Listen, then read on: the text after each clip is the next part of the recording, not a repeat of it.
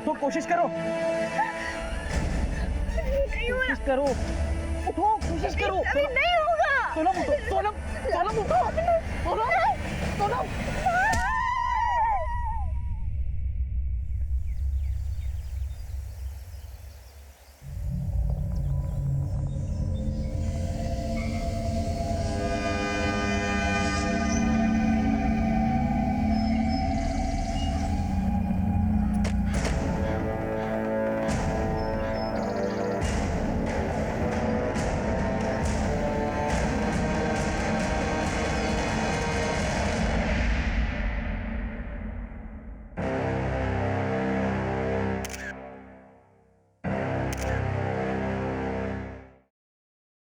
Sir ये तो जिंदा है।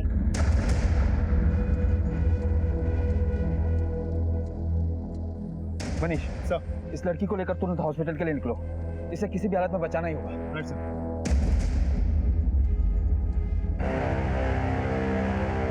सर ये देखिए खून। हत्या के लिए शायद यही पत्थर इस्तेमाल किया गया था, वहां पड़ा हुआ मिला। इस पत्थर को फौरन लैब में टेस्ट के लिए भेजो। पता नहीं कि बारिश के बाद फॉरेंसिक टीम को इस पर कुछ मिलेगा भी या नहीं।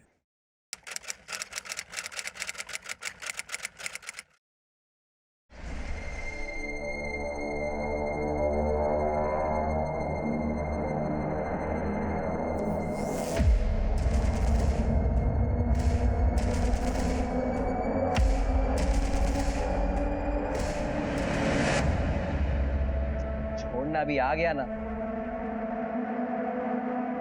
थाने के एंट्री रजिस्टर में साइन लो इसकी। कितनी बार बोले साहब, पढ़े लिखे नहीं है, अंगूठा चलेगा।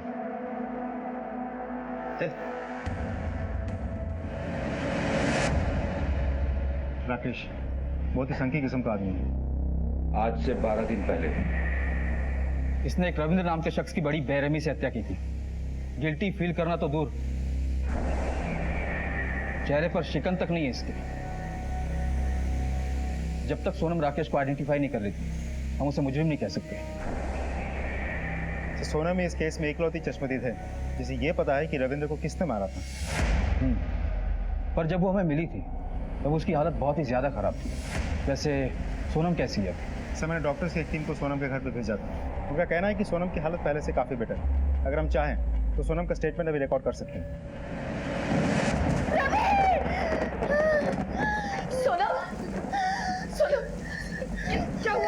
क्या हुआ? फिर कोई डरावना ख्वाब देखा क्या?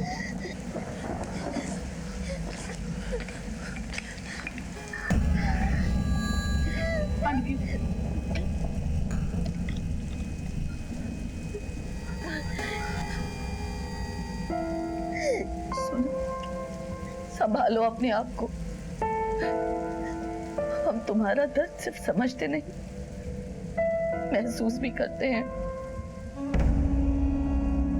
आखिर हम रवि की माँ हैं।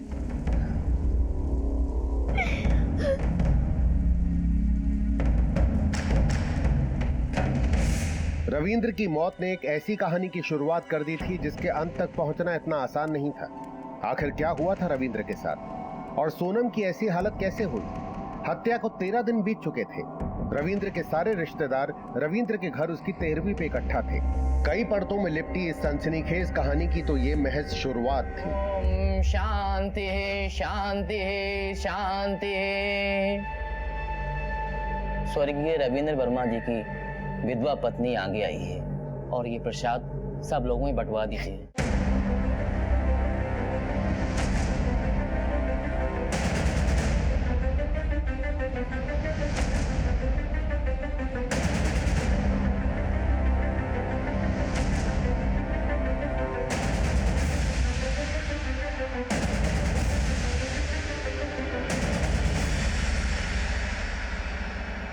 रचना, सोनम, तुम दोनों ये प्रसाद सब लोगों में बांट दो।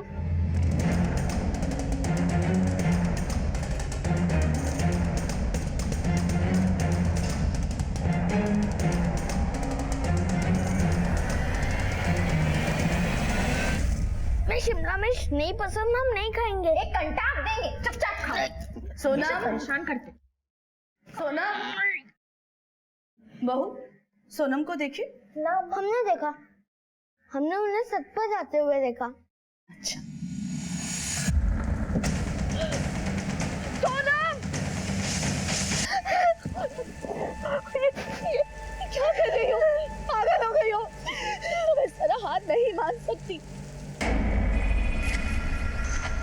रवि के कातिल को हम ही सजा दिलाना चाहते हैं।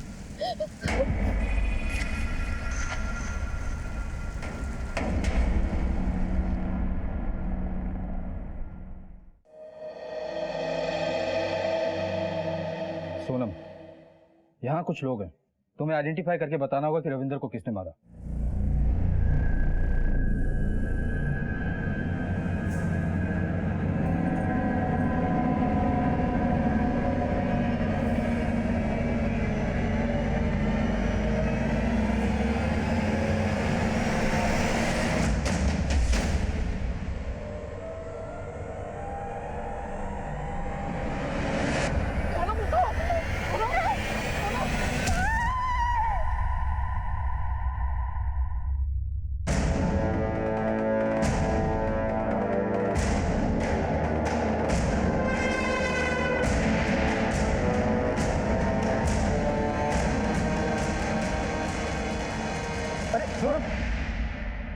सर लगता है अभी भी ट्रॉमा में है।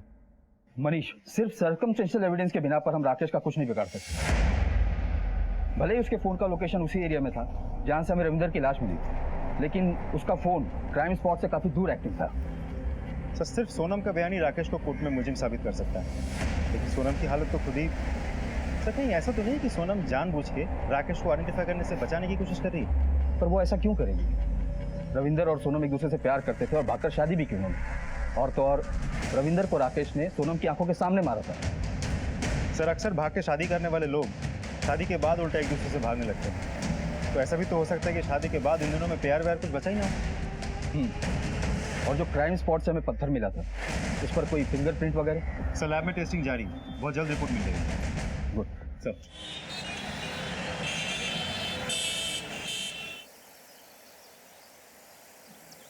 नाटक किया है तुमने पुलिस के सामने। अरे तुम तो चाहती नहीं हो कि राकेश को सजा हो। तुम ऐसा कैसे कह सकती हो? उसने हमारे रविंद्र को मारा। रविंद्र सिर्फ हमारे हैं, तुम्हारे नहीं। और वैसे भी उन्हीं की तरह धोखा देना तुम्हें भी अच्छे से आता है, कभी भी पलट सकती हो तुम। अर्चना, तुम हमारे बारे में ऐसा कैसे बोल सकती हो? हम दोनों तो फ्रेंड्स। अच्छा हुआ तुम मिल गई, वरना हम तो इतनी टेंशन में थे कि कैसे लोग होंगे, कैसी जगह होगी। तुम भी मेरठ से, हम भी मेरठ से, बहुत मजा आएगा।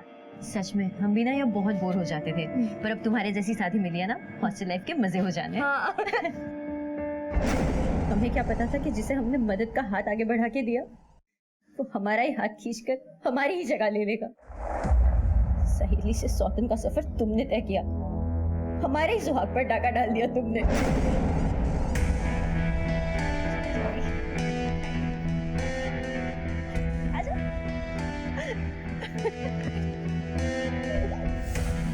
ये हमारी रूम। सोनम, अरे आपको कैसे पता? अरे रचना हर वक्त तुम्हारे बारे में तो बात करती है। अच्छा रचना, चलो हम चलते हैं वरना फिल्म के लिए लेट हो जाएगा। बाय। अच्छा सुनो सुनो, हम साथ में फिल्म देखने चले। अरे ये तो और भी बढ़िया हो जाएगा। अरे आप दोनों जाइए ना, मैं कबाब में हड्डी नहीं बनना चाहती। कैसी बातें कर रही हो? देखो ज्यादा देर की ना तो सलमान की फिल्म है, फिर टिकट नहीं मिली तो हमें मत कहना। चलो चलो चल। अरे पता नहीं वो कौन सी मनहूस घड़ी थी कि हमने तुमको जाकर रविंद्र से मिलवा दिया। लोग तो अपने पैर पर कुल्हाड़ी मारते, हमने तो अपना पैर ही कुल्हाड़ी पर दे मारा।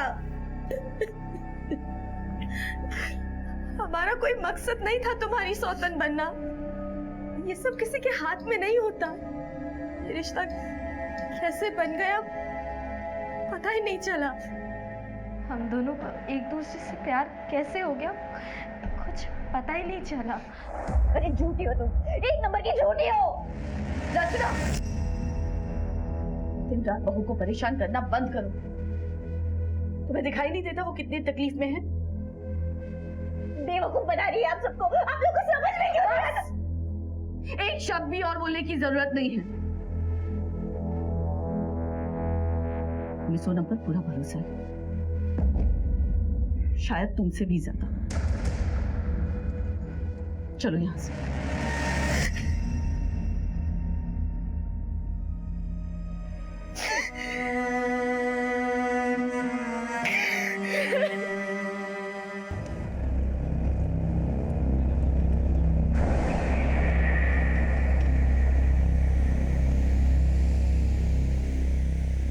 साहब गाड़ी रोको ना, थोड़ा हल्का होना है। चुपचाप बैठे रहे। साहब हल्का होना है, रोको ना। बोला ना चुपचाप बैठ गाड़ी के अंदर।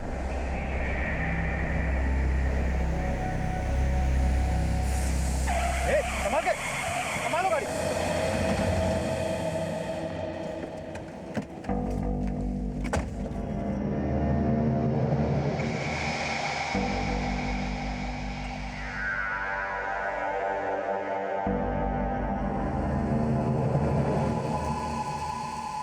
लगता है किसी की प्लानिंग है, किसी ने जानबूझ के कीले फेंक रखा है। सब अलर्ट हो जाओ, मैं एक्स्ट्रा फोर्स मंगवाता हूँ। चलो।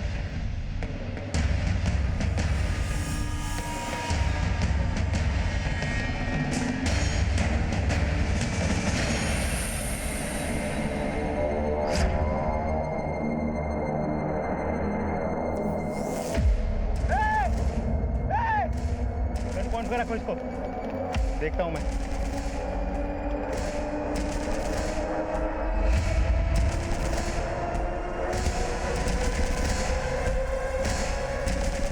बाहर निकल।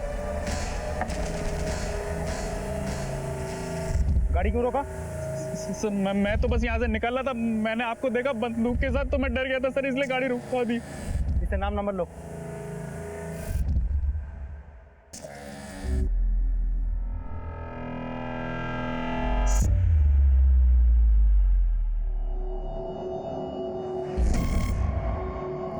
सब लोग के भागिए।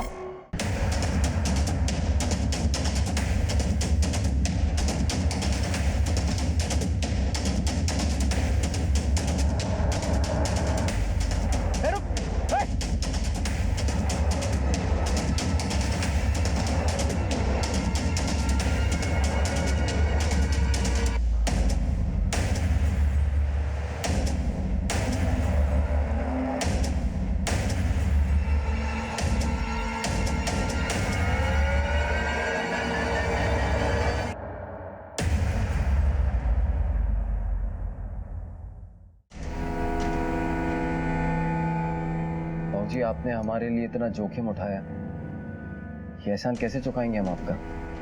तुम्हारे लिए तो हम सब अपने सर भी कटा सकते हैं। लोग भले तुम्हें खलनायक समझे, लेकिन हमारे लिए तुम ही हमारे नायक हो। अब एक बात ध्यान से सुनो, तुम्हारे लिए हमने छुपने का इंतजाम किया है। अब देर मत करो, अब तुरंत निकलो। संभाल कर लेके जाना। जी बाबा जी।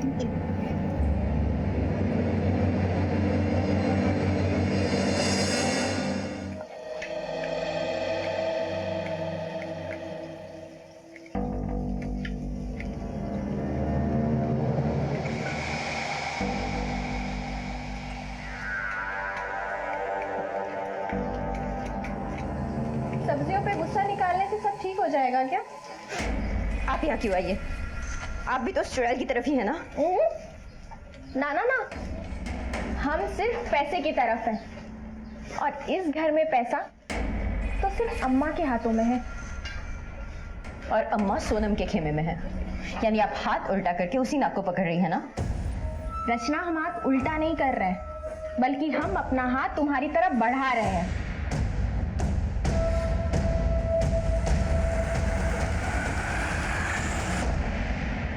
मनीष, ये 100% राकेश के लोगों का किया हुआ है। हो ना हो, इसका मास्टरमाइंड भूपेंद्र सिंह ही होगा। इससे पहले भी राकेश को बेल दिलाने के लिए उसने अपने समाज के लोगों के साथ बहुत बड़ा तमाशा किया था। राइट सर, मुझे भी ऐसे ही लगता है। इस चाल से भूपेंद्र ने कोई बाजी तो नहीं मारी है, लेकिन हाँ, इस खेल की अगली चाल में इलाका भले ही उनका हो, पर इस बार धमाका हमारा ही होगा।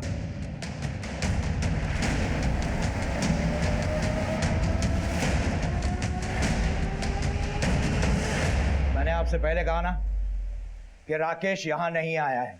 भूपेंद्र सिंह, अगर मुझे एक भी सबूत मिला कि राकेश को भगाने में तुम्हारा ही हाथ है, तो याद रखना, इस उम्र में टूटा हुआ हाथ जुड़ेगा नहीं। तुमने एक अपराधी की मदद की है कौन अपराधी? आप शायद भूल रहे हैं, आपकी हद सिर्फ आरोपी को पकड़ने तक की है। अपराधी कौन है इसका फैसला कोर्ट में होगा, और जिसका फैसला आने में भी सालों लग जाते हैं। राकेश हमारे लिए, हमारे समाज के लिए एक उदाहरण है। आप यहां अपना समय बर्बाद कर रहे हैं। ठीक है, पर तुम्हारे राकेश को कोर्ट में गुनहगार साबित करके हम इसी समाज में एक और भी बड़ा उदाहरण बनाएंगे, देखना।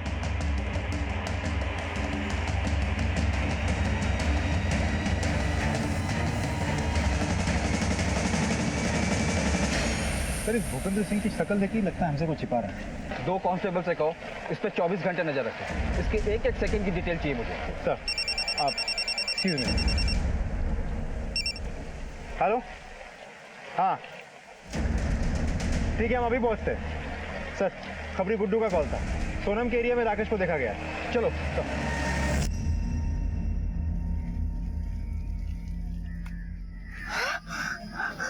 राकेश, ये क्या कर रहे हो तुम?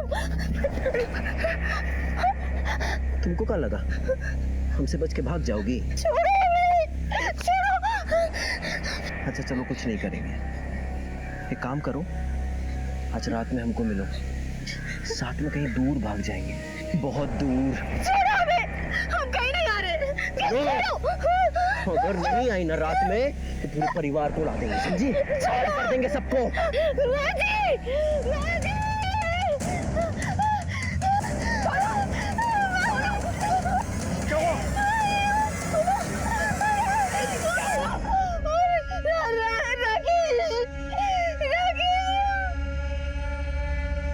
संभालो इसे, छोड़ेंगे नहीं हम।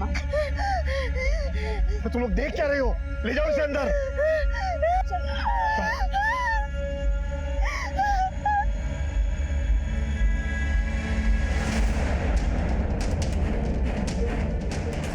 रुको, कहाँ जा रही हो तुम? क्या कर रही हो तुम? छोड़ो हमें। मुन्नी रुको, मुन्नी, मुन्नी क्या कर रही हो तुम? रुको, मुन्नी रुको। हम इस कुत्ते को छोड़ेंगे नहीं। आप उस तरफ देखिए, हम इस तरफ देखते हैं। क्या सच में रविंद्र की हत्या में राकेश का हाथ था? आखिर वो पुलिस की गिरफ्त से भागकर सीधा सोनम के पास क्यों आया था? क्या सोनम की जान को भी खतरा था?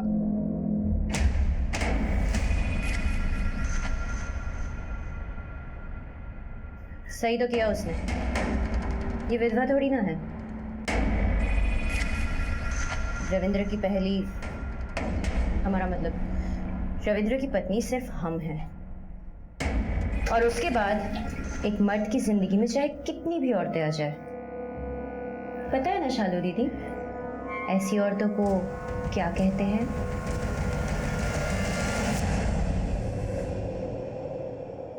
मुन्नी सुनो, क्या हुआ?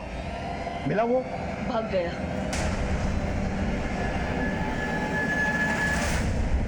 घर का कोना कोना छान मारो, जाकर ऊपर देखो। सर, आसपास अच्छे से चेक किया, लेकिन राकेश कहीं नहीं है। लगता है वो भाग निकला है। शायद ये राकेश शहर छोड़कर भागने की फिराक में है। शहर के सारे एग्जिट पॉइंट की चेकिंग बढ़ा दो और इस राकेश की फोटो हर जगह सर्कुलेट कर दो। सर, देखिए मुन्नी जी, इस तरीके से कानून अपने हाथ में नहीं लेना चाहिए था आपको। आप प्लीज ऐसा दोबारा ना करें। हमने कोई कानून अपने हाथ में नहीं लिया है। इस बंदूक के कागज है हमारे पास। हम राकेश की तरह अपराधी नहीं हैं। और आपको क्या लगता है जिस आदमी ने हमारे बेटे को मार डाला उसके सामने हम आरती की थाली लेकर जाए? हमारे बेटे की आखिरी निशानी की रक्षा हम कर सकते हैं। हम सोनम से एक बार बात करना चाहते हैं। वो अपने कमरे में है, बहुत डरी हुई है। इस वक्त वो किसी से बात करने की स्थिति में नहीं है। ठीक है, हम उसकी सिक्योरिटी के लिए कांस्टेबल अलॉट करते हैं। सर, कहीं नहीं है। कांस्टेबल पांडे से कहो कि इनकी सिक्योरिटी के लिए यहीं रुके। ये राकेश यहाँ दोबारा आ सकता है। सर,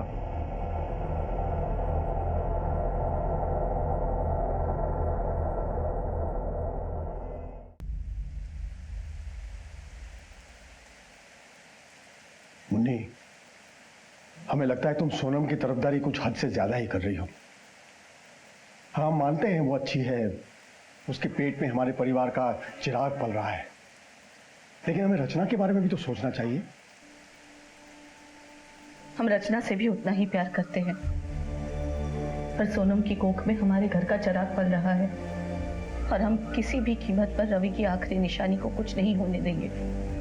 अम्मा हम सोनम से बहुत प्यार करते हैं और एक दूसरे के बिना नहीं रह सकते, और उसकी कोख में हमारा अंश पल रहा है।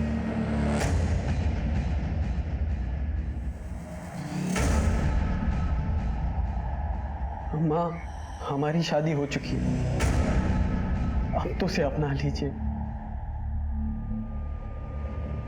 हमें अपना आशीर्वाद दीजिए।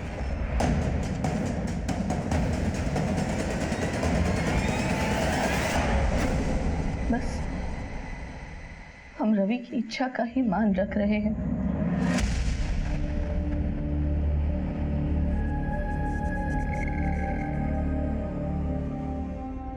जाओ सर। राकेश की कोई खबर? सर अभी तक तो नहीं, लेकिन हमने खबरियों को काम पे लगा दिया। राकेश की फोटो इस शहर के हर पुलिस स्टेशन में सर्कुलेट करवा दिया।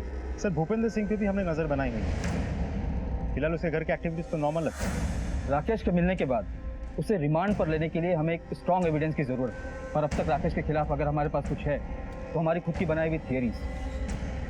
जिस पत्थर से रविंद्र की हत्या हुई थी उससे कुछ हाथ लगा?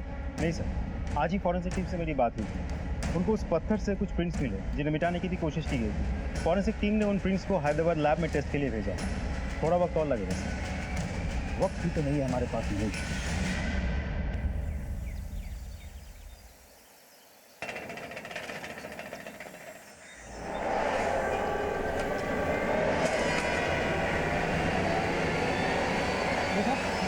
अरे खून!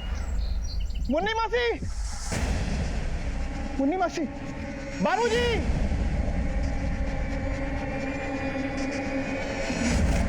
अरे मुन्नी, मुन्नी! अरे अभी पुलिस रविंद्र के मामले को सुलझा भी नहीं पाई थी कि किसी ने बड़ी बेरहमी से सोनम का भी खून कर दिया था। आखिर इस हत्या के पीछे किसका हाथ था और सोनम को क्यों मारा गया? क्या इन सब के पीछे राकेश ही था या मामला कुछ और ही था? मनीष सर, अगर इस जगह को गौर से देखो तो ऐसा लगता है कि किसी लोहे के औजार से इस पर हमला हुआ था, शायद कोई हथौड़ी वगैरह। फिलहाल ये तो पोस्टमार्टम रिपोर्ट के बाद ही पता चलेगा। सर अटैकर को पता था कि घर के बाहर हमारा एक कांस्टेबल ड्यूटी कर रहा था, इसलिए बड़ी चालाकी से पहले उसने उस कांस्टेबल पर हमला किया, अंदर आया और इसका खून कर दिया। ये फॉरेंसिक टीम और एम्बुलेंस कहाँ तक पहुंची? सर मैंने फोन कर दिया, बहुत जल्द पहुंचते होंगे। घर का कोना कोना छान मारो। सर हमें इसकी कोई जरूरत नहीं। अम्मा ये कहाँ कह रही है? मरहम पट्टी करवा लीजिए। मुन्नी जी, अगर आप चाहती हैं कि आपके बेटे और बहू के कातिल को सजा हो तो प्लीज ये मरहम पट्टी करवा लीजिए।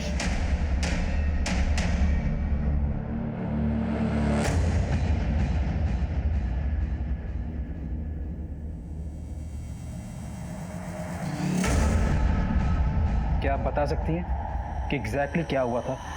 कल के सिंदूर वाले हादसे के बाद हमने तय किया कि हम हमारी बहू और उसके होने वाले बच्चे की हिफाजत के लिए हम रात को पहरा देंगे। इसीलिए हम रात को जगे हुए थे और अचानक सुबह सुबह के वक्त हमें आवाज आई। हम बाहर गए तो किसी ने हम पर पीछे से वार कर दिया, और जब हमें होश आया तो सब कुछ लुट चुका था। सोनम, आप लोग प्लीज इन्हें संभालिए। हम सोनम का ख्याल नहीं रख पाए।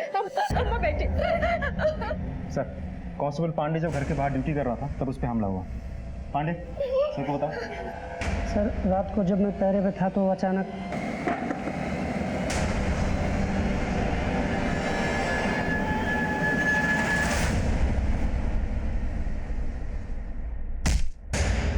हमलावर का मकसद सिर्फ सोनम को मारना था और उसने मारा और बाकियों को सिर्फ बेहोश किया। तो बात तो बहुत अजीब है। आप लोगों में से किसी ने कल रात कुछ देखा या सुना था? हाँ हमने देखा था। कल रात को हमें प्यास लगी थी तो हमारी नींद खुल गई। तभी हमने खिड़की से देखा कि किसी की परछाई थी। सर हमारे कमरे की खिड़की से तो घर के पीछे वाला रास्ता दिखाई देता है। चलिए दिखाइए। हाँ आइए सर इस तरफ। सर ये है। पूरा एरिया अच्छे से छान मारो, जरूर कुछ ना कुछ हाथ लगेगा। सब जाओ।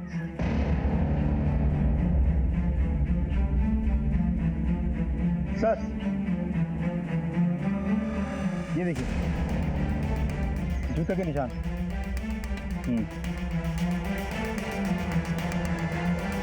ये जरूर उस कातिल के जूतों के निशान है जिसने सोनम की हत्या की और फिर फरार हो गया।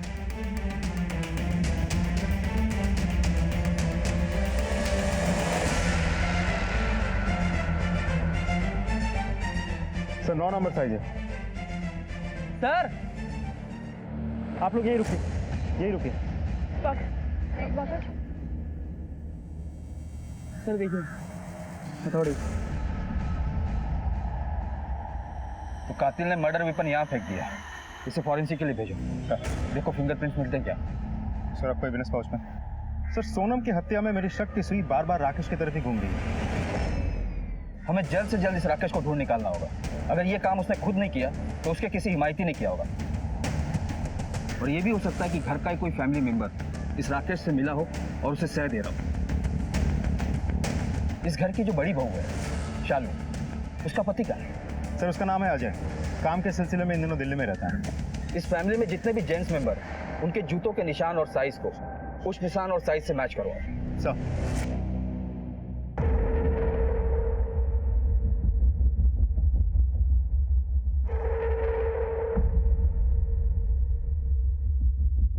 फॉरेंसिक टीम को हथियार से कुछ नहीं मिला। कातिल ने खून करने के बाद बड़ी चालाकी से हथियार को किसी चीज से साफ कर दिया था। मतलब मर्डर वेपन तो हमारे पास है पर वो हमारे किसी काम का नहीं है। हेलो हाँ ओके सर, कलबरी चौक के बाइक पेट्रोलिंग पुलिस टीम ने राकेश को उनके एरिया में देखा था। राकेश को? जी सर।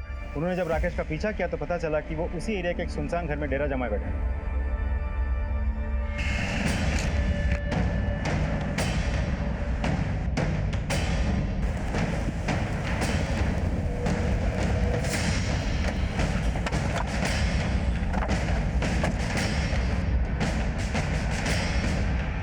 इस तरफ से।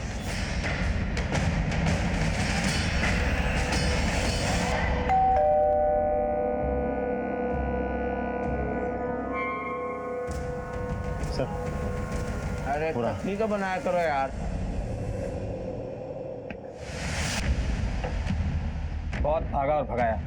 अब चल तेरे पैरों की मालिश करवाते हैं। साहब मैं तो पहले तूने रविंदर को मारा, फिर हमारी टीम को धोखा देकर भाग निकला। उसके बाद तूने सोनम और उसके कोख में पल रहे 3 महीने के बच्चे को भी मार डाला। कहा सोनम मर गई?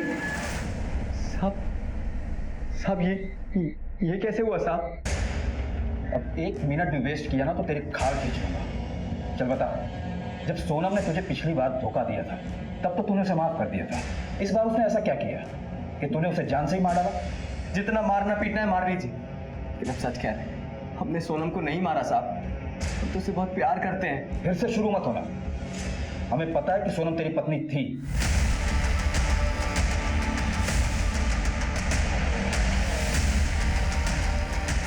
और उसने रविंदर के साथ भागकर शादी कर ली, है ना?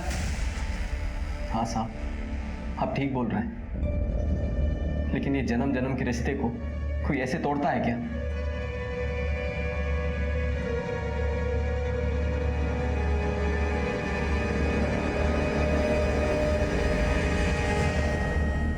क्या हुआ? अभी हम इस सब के लिए तैयार नहीं हैं। दूर हटो हमसे।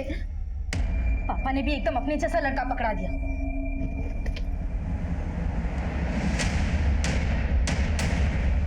हम बाबूजी के यहाँ काम करते थे। बाबूजी हम पर बहुत भरोसा करते थे, इसलिए उन्होंने अपनी बेटी की शादी हमसे करवा दी। पर उससे मेरी रोज अनबन होती थी। सोनम जल्दी से खाना लगाओ, भूख लगी है। हमने बाहर से मंगा लिया है, खाना घर पे नहीं बनाया। क्या मंगवा लिया बाहर से?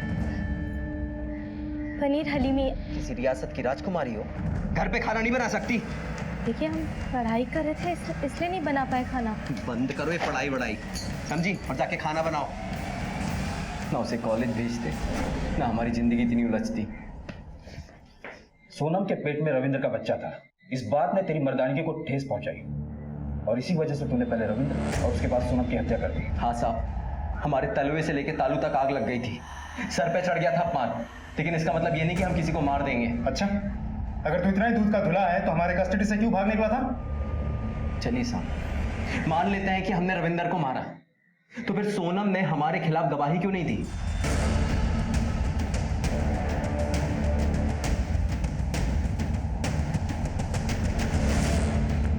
क्योंकि वो जानती थी कि हमारा इन सब से कुछ लेना देना नहीं है।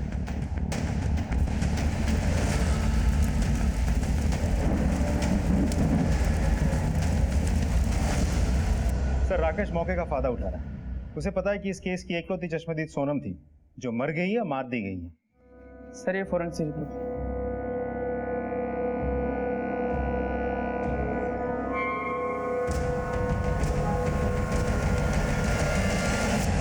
तेरे लिए अच्छी खबर नहीं है। जिस पत्थर से तूने रविंदर की हत्या की थी, उस पर तेरे उंगलियों के निशान मिल गए।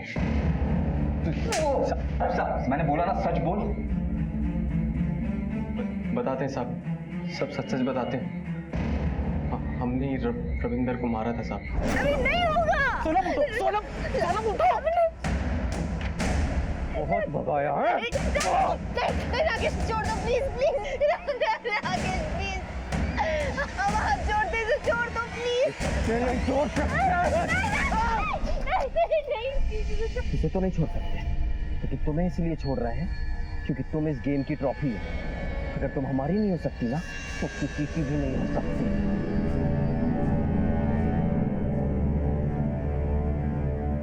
इन दोनों को और इस पत्थर को ठिकाने लगा दो।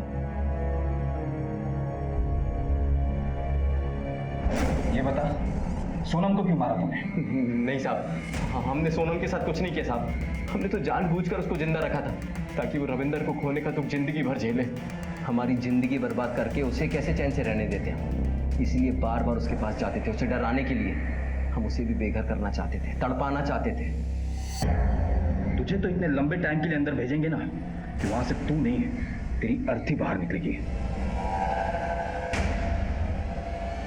बहुत से लोग दुश्मन हो सकते हैं सोनम के। पिता भूपेंद्र सिंह, जिसके लिए उसका समाज, उसके लोग और उसका दामाद उसकी बेटी के ऊपर मायने रखता है। दूसरी ये रविंद्र की पहली पत्नी रचना, जिसकी जिंदगी में सोनम सौतन बनकर आई और उस घर में खास जगह बना रही थी आने वाले चिराग को जन्म देकर। इन दोनों के पास भी स्ट्रॉन्ग मोटिव है सोनम को मारने का। रविंद्र का बड़ा भाई अजय और भाभी शालू। अब रविंद्र तो रहा नहीं, उसके आने वाले बेटे को भी रास्ते से हटा दिया, तो सारी की सारी प्रॉपर्टी इन दोनों के पास ही आनी। मनीष सब एक एक करके सबको टटोलते हैं। हम यहाँ अपने दामाद राकेश को छुड़वाने में लगे हुए और अब हम ही पर शक कर रहे हो। हमें यहाँ उठा कर लिया है। निकालो इन सबको बाहर। चलिए। आपका दामाद ही आपकी बेटी का कातिल हो सकता है, ये जानते हुए भी उसे छुड़वाना चाहते हैं आप। कौन सी बेटी साहब? हमारे लिए तो वो उसी रात खत्म हो गई थी जिस रात उसने किसी और के साथ मुंह काला किया था। पूरे समाज में सालों से बनाई हुई इज्जत को एक ही रात में मिट्टी पलीत कर दी। उसने सिर्फ राकेश ही नहीं, अपनी जिंदगी से जुड़े हुए हर एक शख्स के साथ धोखा किया है। और फिर दामाद ससुर मिलकर खून की होली खेलनी शुरू कर दी। दामाद ने बेटी के प्रेमी रविंद्र को मारा, बाप ने बेटी को मारा। सच बोल रहा हूं ना मैं? काश आपकी बात सच होती, लेकिन यह सच नहीं है। यकीन मानिए दरोगा साहब, अगर हमारी बेटी हमारे हाथ लग गई होती ना, तो इतना तय है कि अब बच नहीं पाती। और एक बात और बताएं, किसी को भी उठाकर लाने से पहले उसके खिलाफ पक्का सबूत और गवाह तो तैयार कर लेते। भूपेंद्र सिंह, इस चौकी से बाहर निकलकर जब तीसरी गली में घुसोगे तो वहां वकीलों की मंडी मिलेगी। ये ताव वहां दिखाना शायद कुछ काम हो जाए, क्योंकि उन लोगों की रोजी रोटी तुम जैसे लोगों से चलनी है। जाओ, लेकिन शहर मत छोड़ना। चलो रे। हमें पता था सर, आज नहीं तो कल आप हम पर शक जरूर करेंगे। हमारा और सोनम का रिश्ता ही कुछ ऐसा था। सर, आप लोगों को सोनम पर बहुत तरस आ रहा होगा ना, पर असल में तो आप लोगों को हम पर तरस आना चाहिए। अरे सोनम को छोड़िए, हमारे अपने पति ने हमें धोखा दिया था।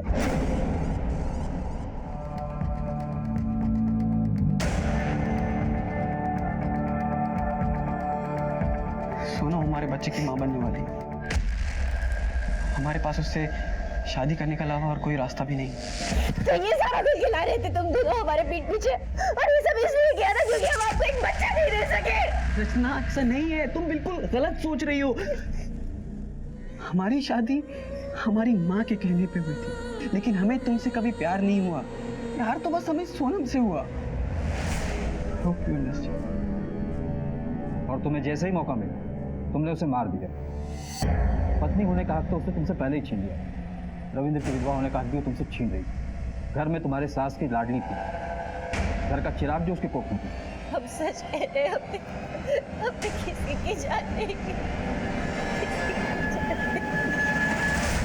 आपको क्या लगता है सर, ये सब रचना ने किया है? हमें जिन जूतों के निशान रचना के घर के पीछे से मिले थे वो तो किसी मर्द के जूते के निशान लगते हैं। हो सकता है उसने किसी और की मदद ली हो। देखिए सर, अब तक तो जूते के निशान सिर्फ राकेश से ही मैच हुआ है। पर राकेश तो मान ही नहीं रहा, फिर कौन हो सकता है?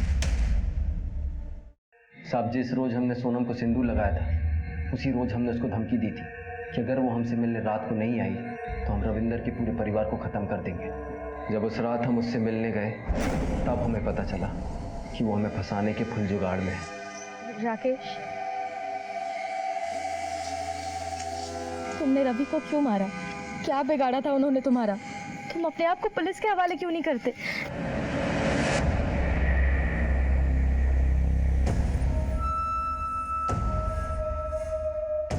हमको फंसाने की कोशिश कर रही थी।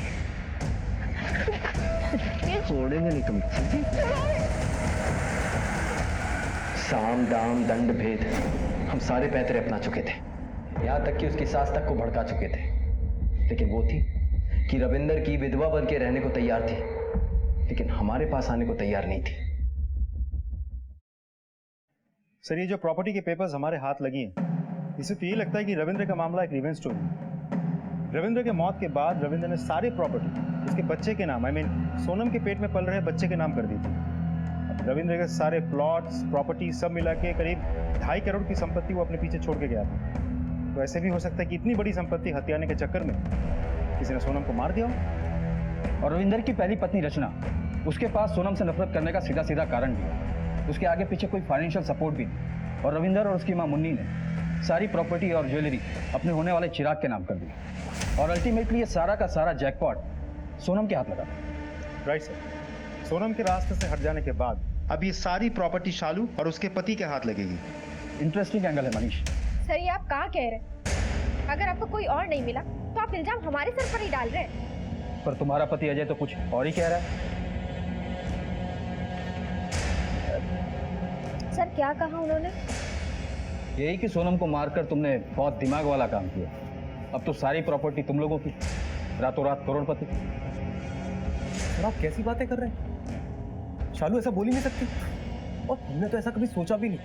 अच्छा, पर ये तो सच है ना कि सोनम के मरने के बाद सबसे ज्यादा फायदा तुम दोनों को हुआ है। अब रचना के पास खानदान का वारिस तो है नहीं, और तुम्हारे परिवार में वारिस का मतलब करोड़ों की लॉटरी है ना? हाँ सर, आप सच कह रहे हैं। सारी संपत्ति अब हमारे पति और हमारे बेटे के नाम पर ही है।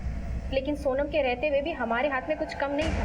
हमें भी ससुराल से बहुत से गहने मिले और साथ ही साथ बहुत सी संपत्ति भी। और सर, आपको एक बात बताएं, आप सिर्फ हवा में तीर चला रहे, असली मुजरिम तो कोई और ही है।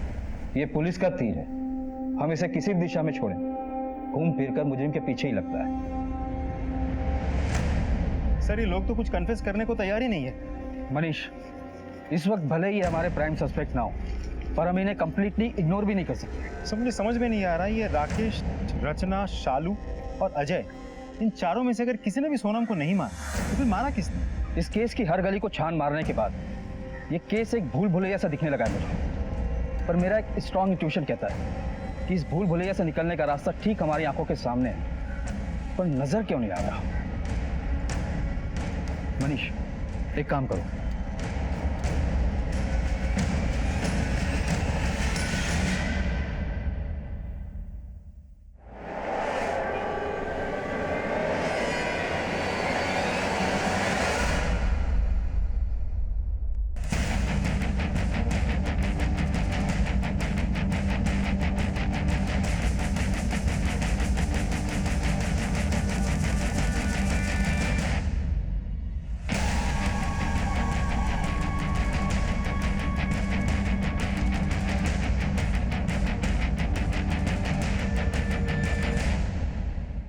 इस बार मेरा इंट्यूशन बिल्कुल सही निकला, इसलिए मैंने डॉक्टर से कहा कि तुम्हारे जख्म को चेक करें।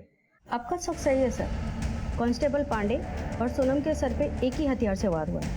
हथौड़ी, और मुन्नी देवी के सर में पत्थर से मारा गया है। हमें तो तुम पर पहले ही शक था जब राकेश ने हमें बताया कि वो तुम्हें बहकाने की कोशिश कर रहा है, पर हमारे हाथ सबूत नहीं थे, इसलिए हमने तुम पर निगरानी रखी और तुम्हें रंगे हाथ पकड़ा। बताओ क्यों किया ये सब? क्या करते हैं? हम अपनी बहू रचना से बहुत प्यार करते हैं, फिर भी हमने सोनम को अपनाया। उसने हमारी बहू का घर तोड़ा, फिर भी उसे हमने अपने घर में जगह दी, क्योंकि उसके पेट में हमारे बेटे रवि का बच्चा पल रहा था, हमारा वंश। और उसने क्या किया? सोनम एक नंबर की धोखेबाज निकली। पहले उसने हमारे बेटे को धोखा दिया और अब वो हमें धोखा दे रही थी। कैसा धोखा? उस दिन जब राकेश हमारे घर में घुसा था, तब उसने हमें सब कुछ बता दिया था। छोड़ेंगे नहीं आज तुम्हें हम। सोनम कभी तुम्हारे बेटे से प्यार नहीं करती थी। ये सब उसकी एक चाल थी ताकि तुम्हारी प्रॉपर्टी और सारी जमीनों पे कब्जा कर सके। सोनम हमारे बेटे से बेहद प्यार करती है। उसके पेट में हमारे घर का वारिस पल रहा है। तुम्हारे घर का? वो बच्चा हमारा है। और देख लेना, एक दिन तुम्हारा सब कुछ छीनकर वो हमारे पास वापस आ जाएगी। और अगर अब भी यकीन नहीं है ना, तो आज रात 1 बजे अपने घर के पीछे आ जाना। बाकी की पिक्चर तुम्हें वहीं दिखाते हैं। पहले तो हमें उसकी बात पर बिल्कुल विश्वास नहीं हुआ, पर बाद में हमने खुद अपनी आंखों से देखा। हमें बहुत गुस्सा आया, इसीलिए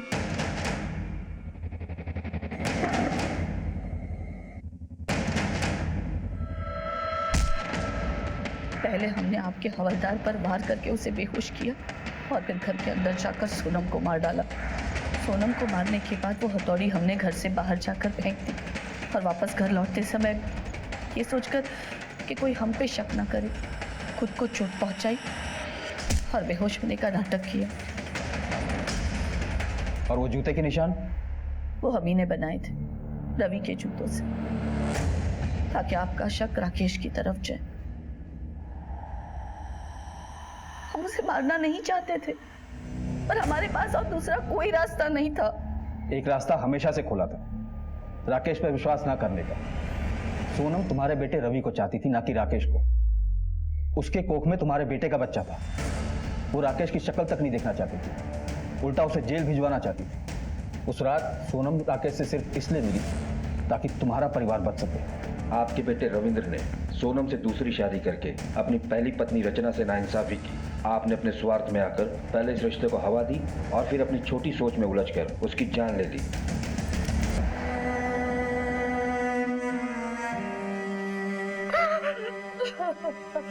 जब रिश्ते निभाने मुश्किल हो जाते हैं तो इंसान उनसे निकलने के लिए अपने ही तरीके आजमाता है। यही हुआ राकेश, सोनम और रविंद्र के रिश्तों में। राकेश के बदले ने न केवल सोनम और उसके होने वाले बच्चे की जान ली, बल्कि अपनी फैलाई झूठी नफरत से मुन्नी देवी से हत्या जैसा अपराध भी करवा डाला। जहां अहंकार, बदला और अहम सर उठाते हैं, वहां उलझे हुए रिश्ते तो छोड़िए, सीधे और सरल रिश्ते भी टूटकर बिखर जाते हैं। क्राइम पेट्रोल के ऐसे ही मजेदार एपिसोड्स देखने के लिए हमारे चैनल को सब्सक्राइब करें